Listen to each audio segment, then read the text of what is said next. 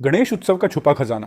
एक बार की बात है, एक छोटे से गांव में रवि और उसकी छोटी बहन शिवानी रहते थे। उनके गांव में हर साल गणेश चतुर्थी बड़े धूमधाम से मनाई जाती थी। लेकिन इस बार गांव में एक अजीब सा डर था। गांव में एक बुढ़िया कह रही थी कि इस बार गणेश चतुर्थी के दिन एक पुराना रहस्य सामने आ सकता है।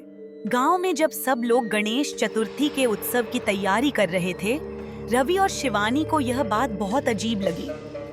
उन्होंने तय किया कि वे इस रहस्य को जानने के लिए खोजबीन करेंगे।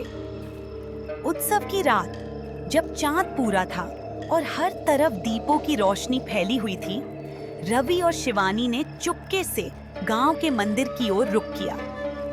मंदिर में गणेश जी की भव्य प्रतिमा सजाई गई थी और पूरा वातावरण खुशियों से भरा हुआ था। लेकिन रवि और शिवानी ने देखा कि एक अंधेरे कोने में एक पुरानी पांडुलिपि रखी हुई थी जिसे कोई ध्यान नहीं दे रहा था। रवि ने धीरे से पांडुलिपि को उठाया और उसकी ओर इशारा किया। पांडुलिपि पर लिखा था, जब गणेश जी की पूजा का समय आए तब एक चमत्कारी मोती प्रकट होगा, परंतु ध्यान रखना, इस मोती की शक्ति बहुत बड़ी है। इसका सही उपयोग ही इसे सुरक्षित रखेगा। यह पढ़कर रवि और शिवानी को एक रहस्य समझ आया।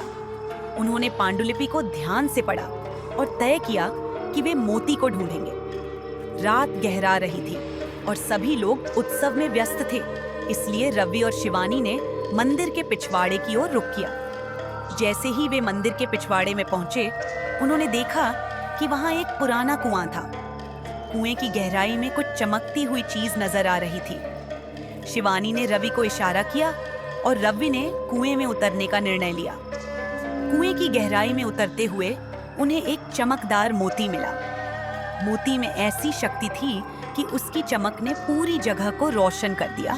रवि और शिवानी मोती को लेकर ऊपर आए और देखा कि गांव के लोग अब चिंता में थे।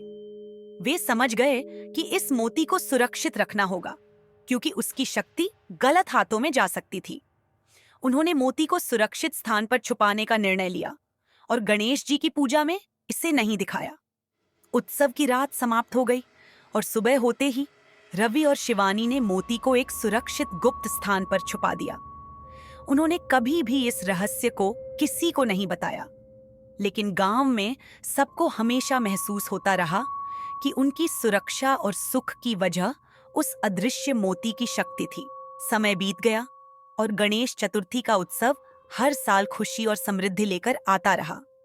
रवि और शिवानी ने अपने जीवन में हमेशा गणेश जी की कृपा को महसूस किया और गांव के लोग भी इस चमत्कारी मोती की छांव में सुखी और समृद्ध रहे।